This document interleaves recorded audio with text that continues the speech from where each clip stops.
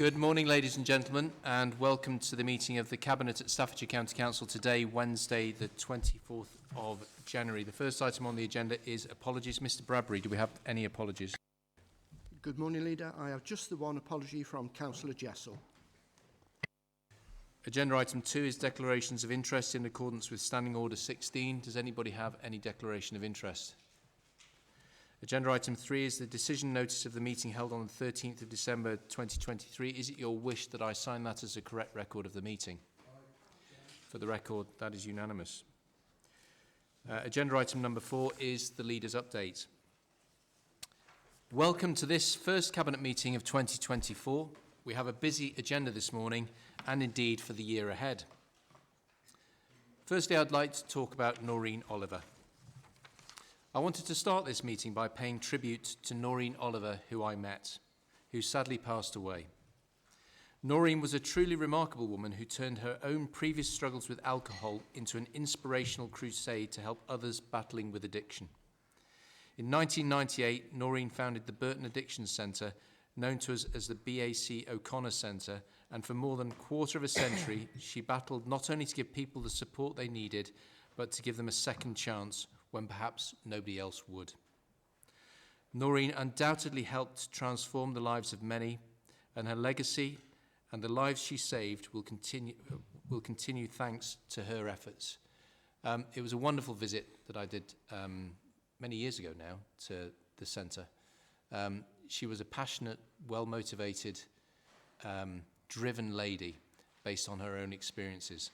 And to the team within Staffordshire County Council who facilitated that visit for me, Tony Bullock being one, I was and remain grateful for that opportunity to see that hard work that was done.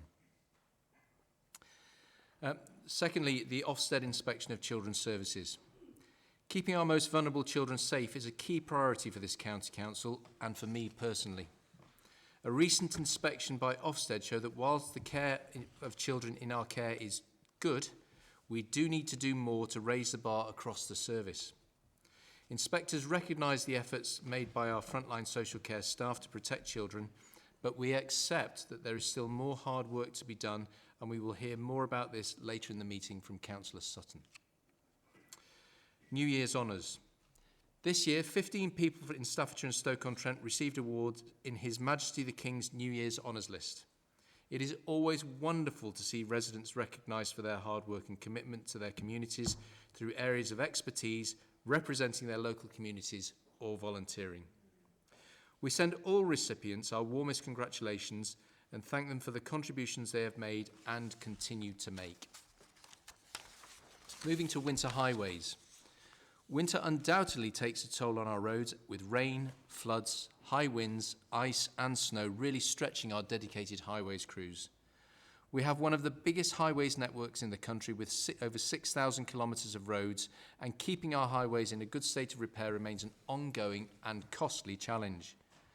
And we are honest with people about that. Potholes in particular are always a problem at this time of year, and we know this. And I want to reassure people we're doing what we can to deal with them with the resources available and the weather conditions permitting. We have already announced that we will carry out at least an extra £50 million worth of repairs and essential maintenance over on the 6,000 kilometres of road in the county over the next 3 years, on top of any grant given by the government. This includes more road resurfacing schemes and getting potholes repaired quicker. So over the coming winter months, please do bear with us as our crews are out in all hours and in all weathers doing what they can to keep this county safely on the move. And I would like to pay personal tribute to the gritting teams who I see when I'm coming back late at night. There they are. For those of us who are tucked up, maybe watching EastEnders or during dry January not having a glass of wine, there they are out there gritting away like mad to keep our roads safe, and I'm hugely grateful. Councillor Williams, if you can pass on my thanks to them. Next is climate change. While we still get the occasional cold snap, winters definitely appear to be generally milder and wetter. It is important that the County Council therefore continues to play its part, however small, in tackling climate change and reducing the impacts on our environment. We see our role as very much as leading by example for businesses and residents, and we are always looking for different ways to share our story. In 2023, this included the rollout of the giant carbon bubble to towns across the county to help visualise how their daily activities can impact carbon emissions. And I thought that was absolutely tremendous, Councillor Tagg. This has not only been well received by local communities, but in December received a top award for crisis communication. New Year's resolutions.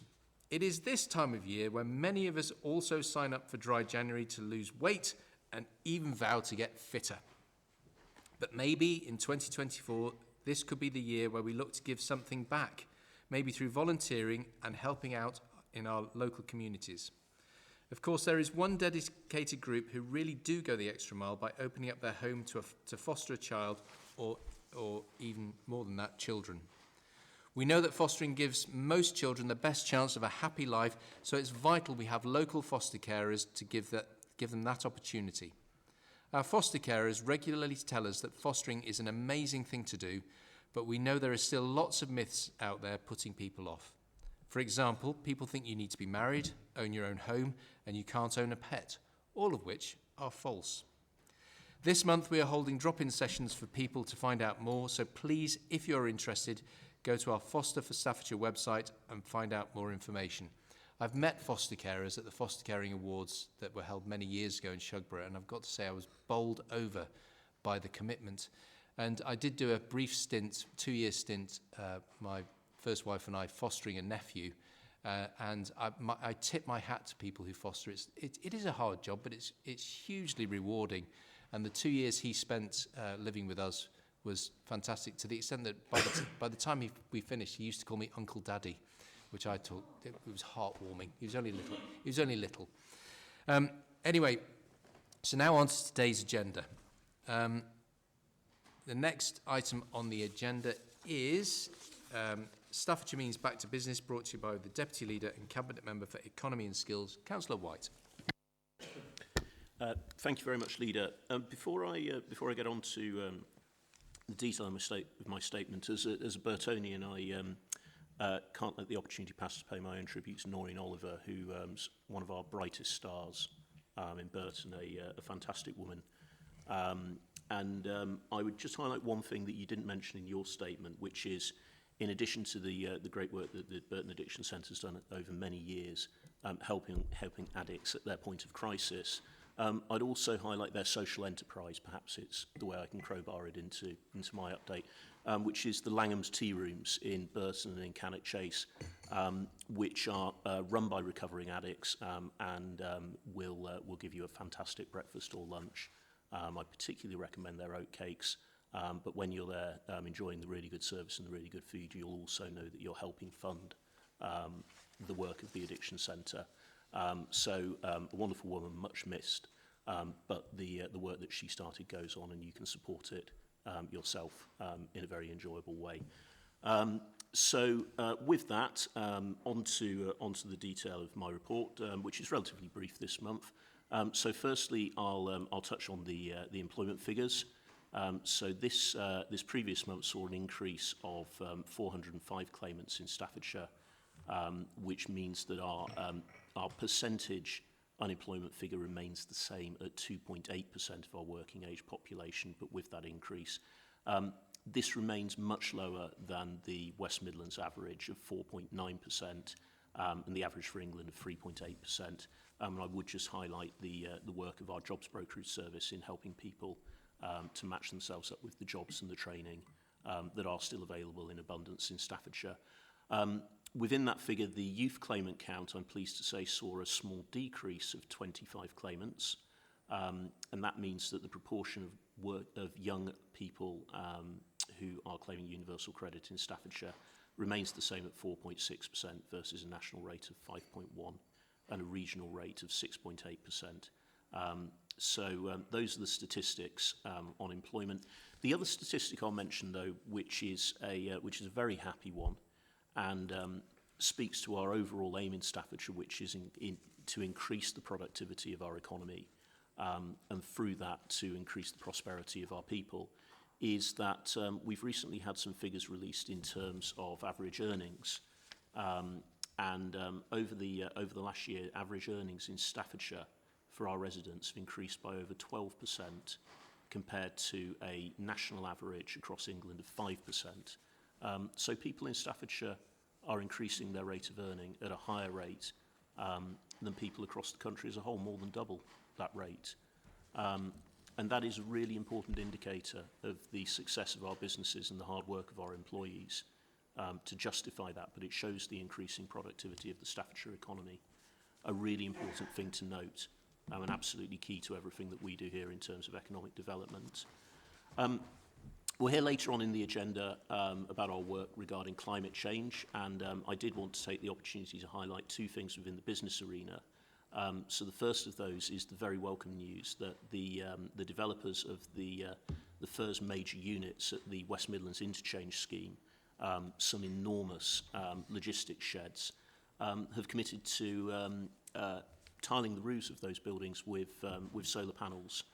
One of the largest, I believe, one of the largest building-based solar farms that we'll see in the whole of the Midlands, which is being created in Staffordshire, should help make the interchange hopefully energy neutral in terms of its electricity, and something to watch the development of. And separately, on a smaller scale, but very consistently, I would just highlight the work of the Staffordshire Business and Environment Network, which over the last 7 years has been running a low-carbon business evolution programme, sponsoring businesses with grants, which has seen over 2,250 tonnes annually of carbon removed from the emissions of our businesses. Small but important point, and something that we're going to look to continue in years to come. The final thing to mention is that last month I updated Cabinet on the success of Staffordshire, both the county and Stoke-on-Trent, in becoming a local visitor economy partnership. So this is the top tier of tourist boards effectively for the country. And I'm pleased to say that on Friday we'll be hosting a National Tourism and Hospitality Conference at Alton Towers, one of our key attractions, which is the first event that we'll be doing directly with Visit England as a result of being a local visitor economy partnership. So a lot going on. The key thing, I think, is those wage growth numbers. It's fantastic to see our economy becoming more productive and our people seeing the benefits of it. Much more work to do throughout the year, but that is the update for today. Thank you. Any questions for Councillor White? Nobody's indicating. Thank you. Moving on then to agenda item 6, carbon sequestration and woodland creation. Councillor Tagg. Thank you. First, I'd just like to echo the comments that yourself and the Deputy Leader made about Noreen Oliver. I got to know her quite well when she was setting up the O'Connor Centre in Newcastle at Orchard House, which is in my division, and I think she does leave a legacy, and I echo everything which you've said. Moving on to the report before us, the report from the Climate Change Working Group, I really welcome this. And I think the County Council, as we know, as we saw at our meeting before Christmas, has made strides in reducing its carbon emissions 50% now through taking some quick steps over the last few years to reduce those carbon emissions. But we know that eventually we'll have to offset some carbon.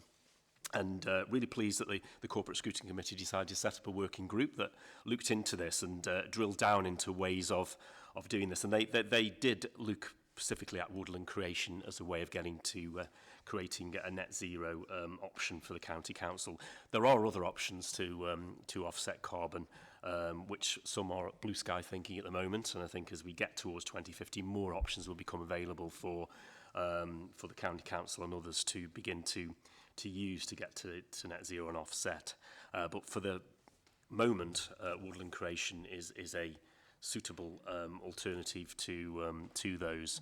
And I think the report really covers three things which I was involved in as well as part of the working group: the visits to Norbury, listening to the Forestry Commission and the other nature groups as well on what they're doing. There's a lot of work already going on through creation of woodland, which is reducing carbon emissions, and there's a lot we can learn from that. So I think this report is something which we now take on as a Cabinet and respond to, I think, at this stage. I think that's all that I would like to say, but I would obviously offer the chair of the working group, Samantha, who's here today, if she wants to say anything on behalf of the committee, if you'd like to bring her in, Chair. Thank you, Councillor Tagg. Councillor Thompson, would you like to just come forward and just give us a quick rundown of the work that you've done? Thank you. Thank you. I just wanted to say thank you to the team that worked with me, and that includes the whole team, the officers, the councillors, everybody that worked alongside of us to produce this report. And I would also like to say thank you to Simon, because he has been a great support for us. And I'd like to say thank you to you all for taking this report in consideration. It is appreciated, so thank you. Councillor Thompson, this is doing precisely what we wanted the overview component of scrutiny to do, which was to provide the executive of the council with ideas for subjects that we can take forward. And I know that Councillor Tagg has welcomed in particular this piece of work, and indeed Cabinet receiving it this morning is recognition of the fact that it is a substantive piece of work for which we are grateful. So thank you to your team and indeed the team in Member and Democratic Services who supported you with your work. I hope Councillor Tagg were able to develop these ideas, take some of them forward, and I look forward to seeing the progress. Back with you, Councillor Tagg. Thank you, Leader. Well, I'll read the recommendations unless there's any other comments from anybody else. Recommendation A, receive the report of the Corporate Overview and Scrutiny Committee Climate Change Working Group on carbon offsetting and woodland creation. B, provide an executive response to the Corporate Overview and Scrutiny Committee on the recommendations within 2 months of receipt of the report. And I think we have a report here which can educate and inform our decisions going forward on this very important agenda. Thank you. You've heard the recommendations. All those in favour? Agreed. That is unanimous. Moving on to agenda item number 7, Natural Environment Strategy, with the Cabinet Member for Environment, Infrastructure and Climate Change, which again is Councillor Tagg. Thank you, Chair. Really pleased to introduce this item, and I think obviously fits in with our previous item we've just discussed. And also, I think, on the agenda that we've brought to Cabinet over a long period, and also a motion we took to our full council a couple of years ago about nature recovery, and also about bringing back biodiversity. Now, as a council, we recognise the value and the vital contribution our natural environment makes to Staffordshire, environmentally, socially, economically, and for the health and well-being of our residents. We want Staffordshire to continue to be a great place to live. Caring for our natural environment will be the essential goal in achieving that. Now, the Environment Act from 2021 brought in new duties and requirements for local authorities in relation to biodiversity and the natural environment, including strengthening the duty to conserve and enhance biodiversity, the introduction of a mandatory biodiversity net gain through the planning system, which comes in, I believe, in February, our appointment as the responsible authority to develop a local nature recovery strategy for Staffordshire and Stoke, working with partners across the area. We've already kicked that off and are doing that at the moment. And the requirement to report on biodiversity. So the Natural Environment Strategy I'm presenting to Cabinet today has been developed to set out how we, as the County Council, will deliver our biodiversity requirements and enhance the natural environment for our residents. Our Natural Environment Strategy sets out measures we will take on our land through our functions with our partners. The 10 goals set out in the report on page 4 of the report link to the national targets and will even contribute to the global action to reverse the decline of nature, doing our bit for the whole. We will also deliver the ambitions of our nature recovery strategy, which I referred to earlier, which we made to full council in 2022. And now we're fortunate in Staffordshire, everybody knows this, that we manage some of, some really important sites of nature at the moment in all parts of the borough, but such areas of international importance, such as the heathlands at Cannock Chase, for example, and ensuring our designated sites are in good condition for wildlife, managing 30% of our land for biodiversity, caring for our protected landscapes, seeking nature-based solutions to mitigate and adapt to climate change, and installing measures to look after endangered wildlife on our properties are all things we can do to make a real difference as a county council. In the report, I'm really pleased that we've flagged up a lot of case studies, which are already things that are already going on across the county. I'll go through a couple of those. Woodland planting in Kingswood, Lakeside in Cannock. natural flood storage at St Leonard's School in Stafford, gardening for better health in Burton-upon-Trent, focusing on helping communities to grow food with health and environmental benefits. Move More Moorlands. I hope that our Moorlands member, where is he, is taking part in that. As an initiative to encourage more active lifestyles over in the Moorlands. And at Cannock Chase, as I talked about, we're working in partnership with experts' advice from Staffordshire Wildlife Trust, a key partner on this agenda in our county, on a programme of habitat creation. So I think we're making a difference, and this is a key part of making a difference to where we live. And I think across the county, we will see through this environment strategy that the County Council is stepping up in its role as part of our Nature Recovery Declaration to bring back nature so that everybody can benefit. And as I say, we fit into a large jigsaw across not only this country, but across the world of bringing nature back, which will help our environment and preserve that environment for future generations. So therefore, recommend that the Cabinet approves the environment strategy, and I'll read the recommendations after any comments. Thank you. Councillor Parry and Councillor Wilson. Thank you, and thank you very much to Councillor Tagg for introducing and bringing this package of benefits to Cabinet to decide on this morning, I think, which will be widely welcomed. There is, a responsibility on us as the up-tier authority in the county to do our bit, and clearly there are all sorts of organisations that are involved in wildlife and nature that will also be doing that, and there's things that we can do in terms of supporting and partnering those organisations, which are also embedded in here. But this is a really rich and vital package of initiatives and approaches that the County Council will take. So personally, I really do welcome this. I just have one simple question, which I feel I may have asked before, but perhaps in a different way, and that is the net gain through planning. And I was just wondering if Councillor Tagg could perhaps just clarify for us the responsibility of the County Council, given that we're not the planning authority, but we have a responsibility to see that is done, as it were. I guess we're just kind of oversight measuring kind of thing, rather than we have no enforcement. I'm not quite sure what that relationship is with planning authorities and our duty in this. Councillor Tagg, would you like to hear other speakers first before you come back? Councillor Wilson and Councillor DeVille. Thank you, Chairman.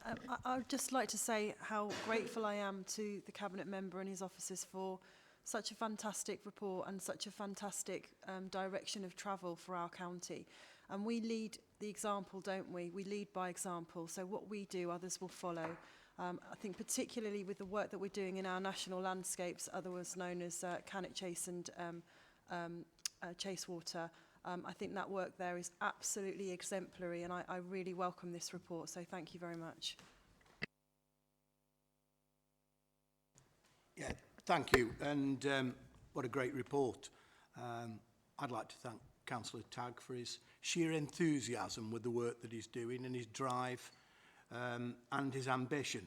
And really, this report covers a myriad of really positive things, doesn't it, across Staffordshire? Everything from preserving nature, and I think that line in the introduction, Simon, by helping nature, we're also helping ourselves. How true that is.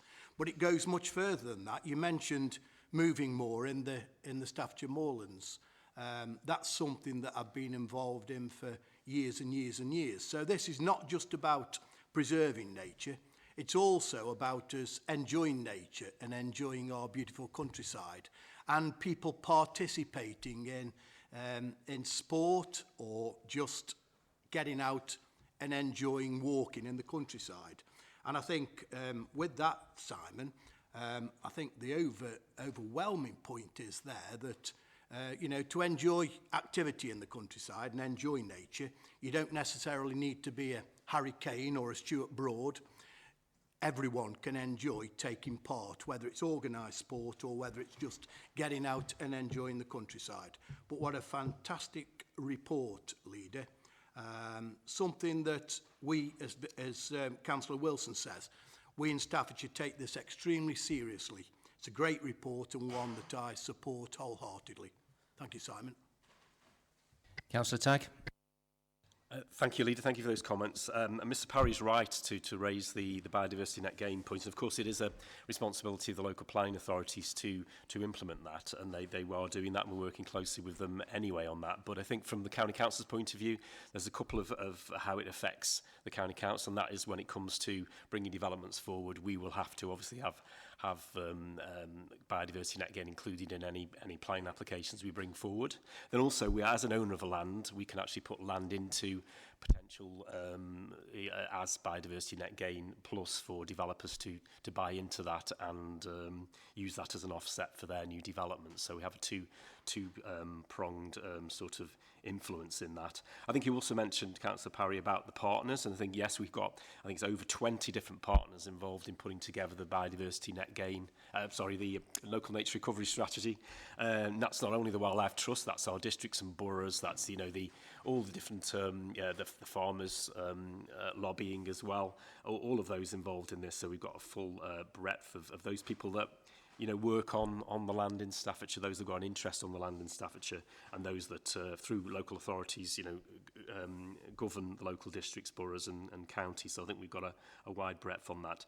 I think I'd like to thank the officers as well who've put this report together, because obviously they've got also the passion to move this forward as well. I think, as you see in the case studies, you know, our officers are involved in loads of schemes already across the county, and that will only grow as we bring this strategy forward. So I will now move. Oh, sorry, Councillor. Councillor Parry wants a second bite at the cherry. Sorry, just further clarification on the planning net gain. Does that include brownfield sites? And if you're sort of reusing a site, would that also require the net gain? It requires it all. Yeah, it's all land uses now. Yeah. Okay. So I'll move the recommendation now. And now I was expecting, usually there's like a whole series of recommendations. It was quite an easy one, this. So consider and approve with any amendments the natural environment strategy. I so move. You've heard the recommendations. All those in favour? For the record, that is unanimous. Agenda item 8 is Here to Help Progress Update, brought to you by the Cabinet Member for Communities and Culture, Councillor Wilson. Thank you. The report for Cabinet's consideration today provides an update on the range of support which has been made available to our residents to help with the rising cost of living over the last 12 months or more. The County Council continues to prioritise support to vulnerable residents facing cost of living pressures. The County Council's leadership role on this included providing residents with information, advice and signposting to local community support. In October 2022, we launched the Here to Help campaign, which represented the core of the County Council's approach to helping residents. Along with the campaign, there was also a new support section created on our website, which collated all applicable advice, guidance and support into a single place. We also made sure that any associated programmes and funding were linked and well communicated to residents, to businesses and, of course, the VCSE sector to ensure maximum reach. This has all included a focus on our residents helping themselves and each other, as well as linking with partners to coordinate efforts where that was possible. The report shared today provides an opportunity for the County Council to consider the progress that we've made up until now and what our approach is going to be going forward. It includes an overview of the Here to Help campaign for the last 12 months, as well as the approach for this winter for consideration and feedback. The report also provides a summary of Staffordshire Centre for Data Analytics Cost of Living Data Project, a progress update on the work of this partnership group and the proposed next steps for both. And further, it provides an overview of the vast amount of work which has been conducted by multiple frontline service areas as part of their business as usual activities. Further detail of all of that work that I've mentioned just now can be seen in the attached appendices. The report has made several recommendations for consideration which will enable the County Council to continue to provide signposting for individuals, communities and supplemented by targeted interventions. So there are some stats on the report that I would like to go into in more depth. For instance, the holiday activity and food programme, which I know is championed by my colleague Councillor Sutton, has actually enabled 199,000 free places to children. The Household Support Fund has actually benefited 290,457 residents over the last 2 years. The Members' Community Fund, which I'm particularly proud of, has allocated about £1 million to local organisations, helping residents with pressures in their local areas. We've also got the Community Recovery Fund, which has helped with £186,000 that's been awarded to VCSE groups and organisations during 22 and 23. And of course, the Warmer Homes Scheme as well, where we've installed over 450 heating solutions to residents' homes across the county. And that's actually saved our residents £650,000 on their annual heating bills. So I think this is a really fantastic project, and I'm really proud to have been able to deliver it in the last 12 months and obviously continue to go forward into the future. Before I read the recommendations, I welcome any questions, Chairman. Councillor Sutton. Thank you, Councillor Wilson, for that report. I wanted just to emphasise and pick up and give a little bit of an example from two of those areas, and that's the Household Support Fund and the Holiday Activity and Food Programme. The Holiday Activity and Food Programme during the winter ran from the 27th of December until the 5th of January, and 31 providers delivered 81 clubs across the county, with around 11,500 places being available. And I had the opportunity to visit 5 of those towards the end of the programme, which just showed young people there really enjoying themselves, working with other young people, developing skills, helping their mental well-being, and being involved with each other, learning social skills and having a nutritious meal, and at no time looking at their mobile phones or a screen, which I think has got to be a little bit of an advantage for their parents as well as themselves. And then the second part, the Household Support Fund, and I just wanted to pick up on one particular part of that, an element that we haven't done previously, but we did with this current year's funding, and that was financial assistance in relation to educational support. And what we wanted to do was use some of the fund to invest in a programme of financial support to provide the knowledge and skills for households to manage themselves. Within each of the 8 family hubs, we have family hub coaches that deliver direct financial support, education and resources to households most in need.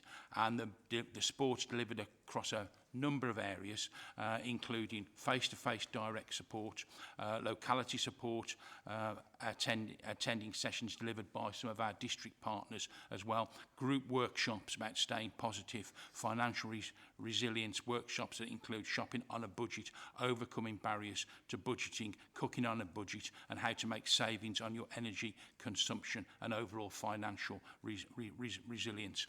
And to the end of December, we had provided that sort of support and help to allow 3,912 households to look to be able to manage their budgets that little bit better. Thank you. Councillor Parry. I don't think we can underestimate the impact that this will have had across Staffordshire, particularly in those areas around children out of term time and their care and their ability to get a meal during the day. The impact that Vladimir Putin and his aggression and perhaps some of coronavirus has had in terms of disrupting the economy, causing significant levels of inflation, resulting in impact on families, and the impact on the income of families and their ability to make ends meet. This has really been a useful, I think, package of support to get families through that period. And I think as we're now starting to see, hopefully, although inflation blipped a little bit this morning, the underlying rates for things like inflation on food and fuel are starting to ease, and hopefully we'll see over the next few months things in the economy starting to get better, and hopefully having less impact on those families for whom this kind of thing is not a luxury. This is a real important support. So I think this has worked really well. What it demonstrates is the County Council's ability to be an efficient partner in utilising central government funding to deliver impact at local level. And again, having an efficient voluntary sector infrastructure as well, which I know Councillor Wilson has been very keen over the last 12 months to drive improvements in our voluntary support network, which has played a vital role in how this has been rolled out and implemented. So across the piece, not just in the children in out of term time, the support for families and the support for those households needing help with heating and heating improvements has made, I think, a real impact. I also recognise that the Leaders Board is very keen to see legacy out of this, that, how do we continue to work together across Staffordshire to ensure that this kind of working and voluntary support can continue. I was just wondering whether Councillor Wilson really had any thoughts really in terms of how that can be extended if and when central government funding declines or dries up. Councillor Tagg. Thank you, Leader. Yeah, I'd like to add my voice to the comments that have already been made. I think we shouldn't underestimate the amount of money that's been put into helping people during this period with the cost of living crisis. I think if you take into everything that Victoria's talked about, Councillor Wilson talked about, also the council tax support for people that people have had as well, and also the energy support we had, if you remember, when bills were rising as well, and the cap was taken higher. That has really helped people. I think it gets lost at the moment, in all the politicals. We're heading towards a general election and issues are coming up all the time. But this is really, people should look back and see the investment that's gone in to try and help people. And I think, for me, I think as Victoria said about the local members community fund, members in Newcastle club together with a scheme which Aspire are running for warm spaces across Newcastle. And particularly, I think, during this week, that's more important than ever. It's the coldest week we've had of the winter so far. And also, every time I go into Castle House, which of course is the council HQ for the Borough Council, got county social services and the police, we also have the library in there, and that is operating as a warm space as well. And that's people in there having a drink, having a chat, making friends, reading the newspapers and all of the books with the library, of course. And that's really an important asset in the town as well for people that are struggling and with heating costs being so high still, to come in, to have a sense of community, keep warm, and meet and interact with people, particularly in the older generation. So I think we're doing a lot, and I think we don't shout about it often enough, and it gets lost in all of the political point scoring at Westminster, but that investment has really made a difference to people. That's a very good point, Councillor Tagg, and I'm particularly drawn to the graphics after page 85, between page 85 and page 95, and it really shouts at you the amount of work that's been done in a very, very clear way, which is superb, and those points about other support that's been available.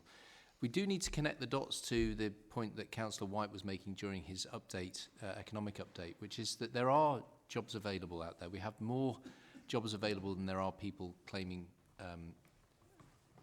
universal credit. And Councillor White also reported that wage growth is on the up, which is absolutely superb. So this authority has provided that bridge over what has been some troubled waters over the past few years. And I do hope that people take the opportunity not just to avail themselves of the services that we're providing now for those difficulties that people face with the cost of living on a day-to-day basis, but also the opportunities that are being created in the economy that Councillor White spoke about so eloquently earlier on in the meeting, because there is a connection between those things, and I think it's quite important we highlight that. I will bring Councillor White in because things I've mentioned his report, and then I'll back to you, Councillor Wilson. Yeah, it's just to very much support what you've said, and just to highlight again the jobs brokerage scheme that the county council has been running now since last year, which is a free service which matches people up with employers, but also crucially with the skills and training they require to access the jobs that are available. So that's there for anybody to use. It's a great service. You can access it online, but you can also talk to a human being. And we've already had lots of people who've been helped with that. So it's a really good service to use if you are looking for work. Thank you. Just in answer to Councillor Parry's point, you know, as our leader has said, this is a bridge, isn't it, over a difficult period of time. However, in the background, there's the ongoing work that the County Council is doing, as has been mentioned. Also, the Community Fund, from tiny acorns, great oaks grow, don't they? And I think what we tend to do is, rather than you know, focus on giving a hand out, we focus on giving a hand up. And it's providing people with those tools that they need that they can take further. So, you know, last year we introduced the slow cooker scheme, where we were giving people slow cookers, recipes, and small swatches of herbs and spices and so on, and showing them actually how to provide a low-cost, low-energy meal that's fills you up and keeps you warm, and it doesn't cost a lot of money. So I think it's all about really educating and making sure that people are aware of what's available out there. But long may this continue. And I think the community groups and the voluntary sector are really the ones that we ought to be praising, because they're the ones that are going out and helping our residents to become safe and feel comfortable in the winter months. Thank you. So the report recommends that Cabinet notes how the County Council has supported Staffordshire residents to manage cost of living pressures, agrees the proposed next steps set out in paragraph 19, and notes and supports that the continued delivery of the County Council's strategic plan through investment in early years provision, education, skills, training, and by attracting first-class businesses to the county, while supporting existing businesses to thrive and prosper, will support the long-term prosperity of Staffordshire residents. I move. You've heard the recommendations. All those in favour? Agreed. That's unanimous. Moving on then to service provision of temporary and interim staff resources, brought to you by myself. The report talks about having over 3,000 valued full-time equivalent employees, which doesn't actually capture the number particularly well, because we've got an awful lot of part-time employees. So full-time equivalent's a technical word for how many we would have if everybody was working full-time. So there's a lot more people actually work at Staffordshire County Council than that, to be sure. We do need temporary employees on occasions, and we need to respond flexibly to where gaps appear. And gaps appear for all sorts of reasons. And so this report seeks to outline the requirements to recontract for a provision to supply temporary and interim human resources, known as agency workers, to the County Council to provide cover for vital frontline services. It provides background details on the current provider and the benefits of awarding through an established framework to retain the current provider for the next 3 years with an option to extend for a year. Now, I thought I would go for a more technical set of recommendations than Councillor DeVille has ever managed on one of his reports, and I think I've achieved that, ladies and gentlemen. I think you'll agree with me. But I do want to just highlight, as Councillor DeVille would do with his UPVC framework contracts, the actual value of this contract, which is huge. For those of us who can skip around quickly across the report, you can see in paragraphs 17 and 18 in particular, the value of the contract over the period of time we're talking. Over the full term of the recommended contract, it's anticipated that the annual value will be £8 million, equating to approximately £32 million over the full term, which is an increase of £4 million or 14.29%. The majority of the spend is used to support vital children's services, which is our biggest internal department by some considerable way. And Appendix 1 outlines usage and spend for the previous 3-year period.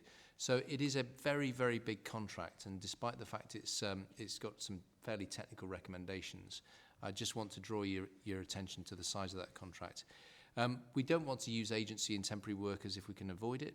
We would prefer to have people who are full-time or employed through contracts with the County Council. That provides us with the agency that we're looking for them to commit to the organisation. But it is the case that we do need agency workers and temporary workers. We will continue to do so for the foreseeable future, but we will manage as best we can to keep the use of that as low as we possibly can. So that's the report, ladies and gentlemen. Does anybody have any questions before I move to the recommendations? It always looks suspicious when the leader presents a report and none of the Cabinet have any questions, but I'll just go for the recommendations then in that case. I recommend to Clarifications. Just to convince ourselves that, you know, you haven't got this through on the nod. The 8 million contract isn't a contract that's going to line the pockets of a company. This is embedded within that is the wages of all those people we're going to employ. We haven't really got a feel for how much does that buy us? That's an almost impossible question to ask. So, you know, if I thought I was going to get this through on the nod and then Councillor Parry comes up with an absolute stinker of a question to which there is no real answer, it depends who we need to, which members of staff and at what grade that we need to fulfil the interim and temporary contracts for. So it is covering the cost of wages. It isn't lining the pockets of a contractor, but thank you for at least rolling out a question so it doesn't look like it's going through on the nod.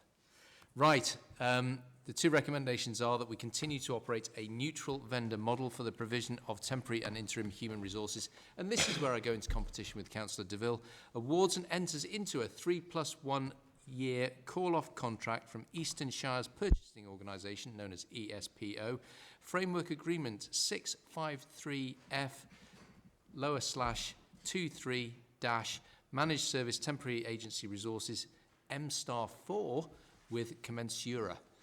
All those in favour? Agreed. That's unanimous. Next item on the agenda is the Ofsted report. This is brought to you by the Cabinet Member for Children and Young People, Councillor Sutton. Thank you, Leader.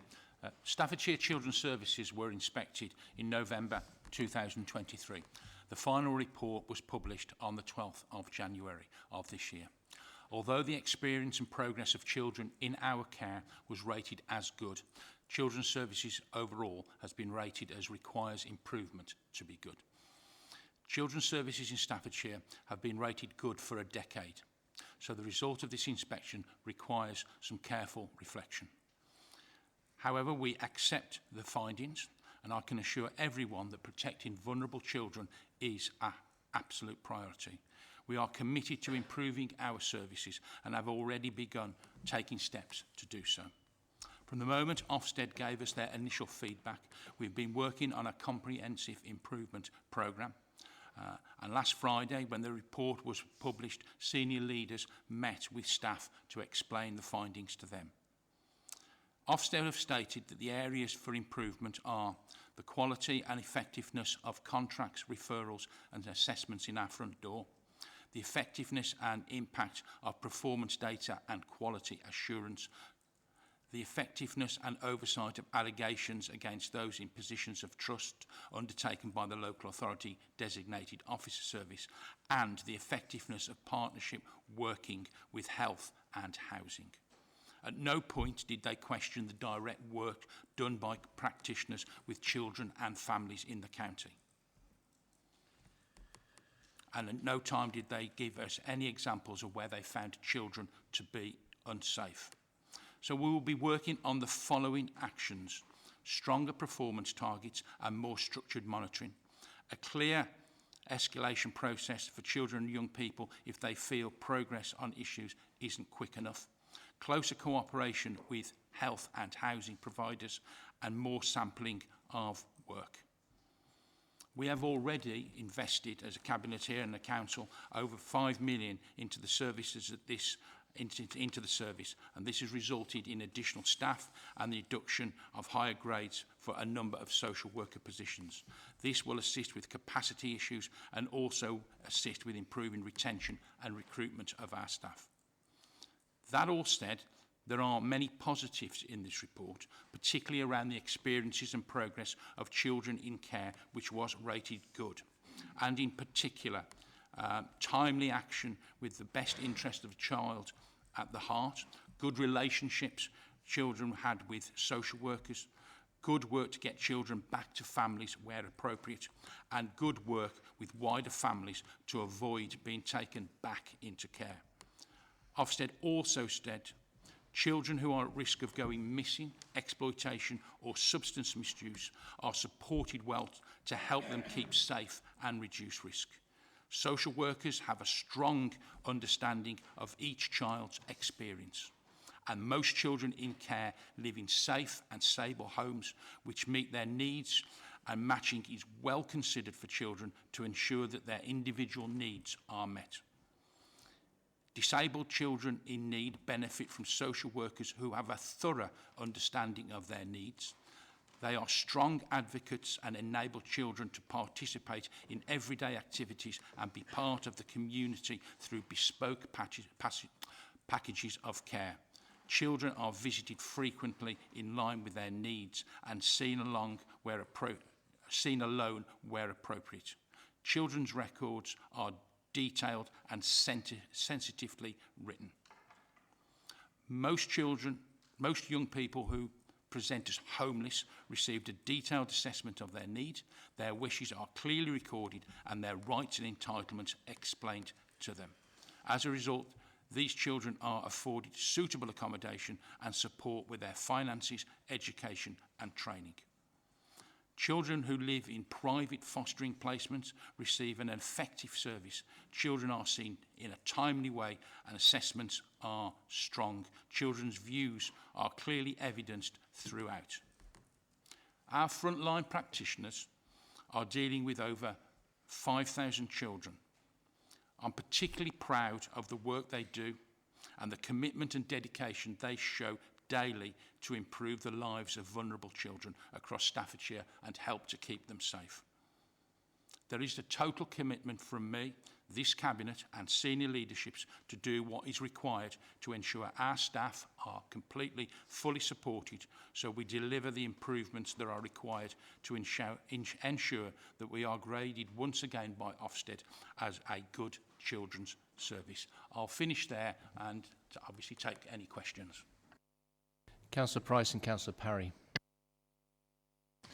Thank you, Leader. And as Councillor Sutton has said, there are many positives within the report as well. So I just wanted to highlight the two that are within the Education and Send portfolio, and particularly highlight paragraphs 12 and 13. So as part of the inspection of children's services, the HMI considered our arrangements to determine the suitability of our elective home education and to ensure children missing full-time education are able to access education as quickly as possible. And I'm pleased to see in the report that the inspector concluded that these are well considered, well implemented and ably managed. And we have to recognise the support of our education leaders who helped to make this possible. And I would like to recognise the work of our education team who undertake these roles to ensure our duties are delivered appropriately. As well as that, in paragraph 24, the inspector recognised the input and impact of our virtual school, who with our schools have developed effective partnerships to help children in our care make good progress from their starting points. The inspection recognised that children in care attend school regularly, and I know that the virtual school will be working with schools and social care colleagues to ensure that there are aspirational, academic, focused targets in all children's education plans and assessments. Thank you, Leader. Councillor Parry, then Councillor Wilson. Thank you. And I'm really grateful to Councillor Sutton for bringing this to us this morning. This is the first time, I think, as a Cabinet, we've had an opportunity to discuss this, and we're discussing it in public. And I think that makes sense because we want to be open and transparent with something which is probably the most important thing that we do as a county council and the greatest responsibility we have as councillors. So it's really important to recognise that, I think, that we want to do this openly and transparently. And And I think it's really important also that we recognise the excellent work that has been done by our social workers and children's services staff and management in keeping children safe. And if there's comfort that we can take from this morning, and Councillor Sutton and Councillor Price have already outlined this, is that children are safe in the county, and the support that we give to children in the county is rated good. Obviously, we're not satisfied with that. We want to be better than that. We want to ensure that children in this county have every opportunity and are supported and encouraged to lead fulfilling lives. The important thing, I think, also to note, whilst we do, if you like, recognise the good things that have happened, the good things that we have, the fact that children are safe, we need to recognise that, I think, supervision, monitoring, governance is essential in this space, isn't it? That's, if we don't get that right, which is what Ofsted have pointed out, if we don't get that right, that leads to the decline, that leads to increased risks, that leads to problems. And that's why, personally, I welcome this report. I welcome the report because it reflects to us a learning point that we must take from this, which as our responsibilities and duties as a cabinet are that we must ensure that governance and monitoring and supervision and management around this, the architecture that keeps it all working effectively, is robust. And I think what Ofsted are saying to us, it's not robust enough. There's need for maintenance here, there's need for improvement here. And I think the learning point for us, the takeaway for us, is that actually we have a duty.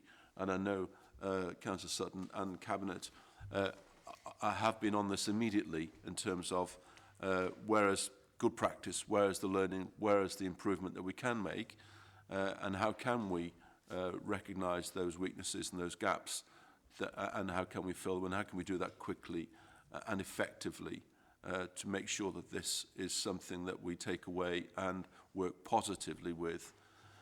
We don't want to mitigate and disguise or any of those things. We recognise that we've got benefits of good children's support, children being kept safe, but actually the stuff that goes around it, we've got some work to do. Yeah. Councillor Wilson, Councillor DeVille. Well, I'm a corporate parenting member and I meet regularly some of the children in our care as part of the Voice Project. I've watched some of them when they first appear and they come into the room and they're so withdrawn and it takes a long time, but after a while you see them again and they come along and they've blossomed and they've really benefited from the care that we've provided to them. We really do hear their voices. We take very seriously their thoughts, their wants and their needs.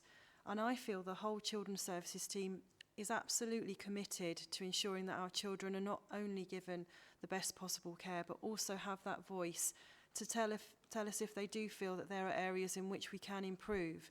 And I know that there are obviously frustrations that sometimes take too long to resolve, as per paragraph 41 within the report.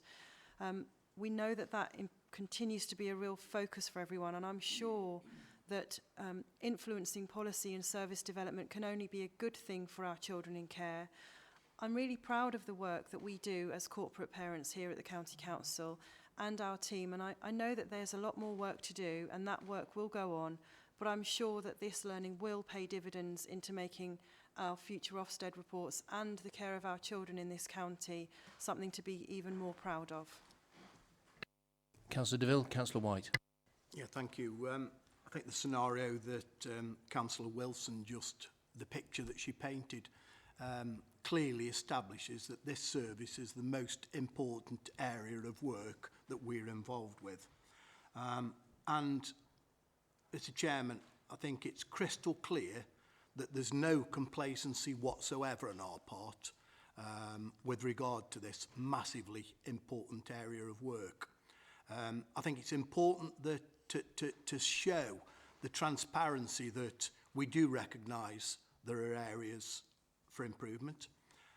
And I think Councillor Sutton is clearly, and his team, clearly focused on those areas for improvement. And that, I think, gives us all encouragement. The other area, Chairman, I am, like Councillor Wilson, massively proud of the work that our staff do in the most difficult of areas. I'm also encouraged, it mentions in paragraph 5 that none of our children are identified to be at risk in Staffordshire. It also identifies that children who are at risk of being exploited are being supported well. So I think the bottom line to all of these considerations in this massively important report is that there's no complacency whatsoever. We'll continue to strive to improve, and we'll continue to focus, as Councillor Sutton says, in those areas of greatest importance. And I thank Councillor Sutton for bringing this report today. Thank you, Chairman. Councillor White. Yeah, thank you, Leader, and thank you, Councillor Sutton, for bringing this report today in a very transparent way, as others have said. There were just a couple of things I wanted to build upon, and it's really about the ongoing work of the Children's Service, because I think one of the things that anybody who's experienced an Ofsted inspection anywhere else, and I draw on an experience last year as a school governor from Ofsted inspecting primary school, where I sit on the governing body, and it is a snapshot in the moment in time. And if I take that inspection as an example, there were 3 areas highlighted in there where the inspector wasn't satisfied. The practice at the school was outstanding. One of them was new to the governing body. 2 of them were already being worked on, but at the time of the inspection, that work was not complete, and the inspector wasn't satisfied that that was being delivered to the standard expected. And I wouldn't want people to have the impression that that we are not always a reflective children's service, and we're not always striving for improvement. And many of the things that the inspector have highlighted, I know, are things that we have been working on. But of course, the children's service works in real time, doesn't it? We can't stop the production line to reconfigure everything on one day. And I think that's just an important point to mention, because I wouldn't want our workforce, in particular, all of those children's social workers and the people who support them, keeping children safe. And the key inspection finding that no child in Staffordshire has been unsafe, I think is the key here. We have to do that alongside this improvement work, and it's really important that we do that work in an open and transparent way, armed with the findings of the Ofsted inspection, to make sure that we are focusing on all of the right areas. But I think that balance is really important in the mix when we are considering this in an open and transparent way as we are today. Thank you. External inspection can give you a jolt, and this has surely done that. And I think that's a good thing. We've sat up, we've gone, oh my goodness. The Chief Executive and I have spent a great deal of time talking, thinking, planning about how we take this thing forward, how we take children's services forward, because we are required to improve, and that is what we are going to do. But I will echo the comments of the Deputy Leader, and I thank all our children's services staff for all the hard work that they do. There are things we'll need to change, and we want you to come along on that journey with us, because we are a good team, but we need to work harder to be better. And this report sets out in some detail those areas where we do need to make those improvements. So, Councillor Sutton, you've heard what other members of the Cabinet have had to say. If you could sum up, please, and give us the recommendations. Yeah, I'd only be a relatively short summing up, I think. Just first to say that I echo the words of all the Cabinet members that have spoken. The ultimate thing with something like this is not to aim for the result of an inspection, but is to ensure that the children that are in our care, that we work with daily, get the right and proper outcomes, and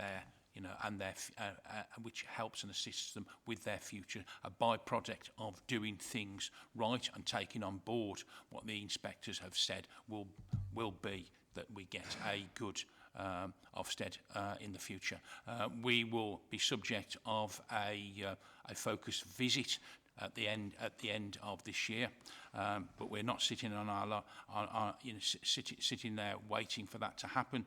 We are implementing, as I've outlined already, work to ensure that the things that have been highlighted are put right, working with our SAP, because that's the only way we'll do it, is working with our hard-working, dedicated staff to achieve this in the future.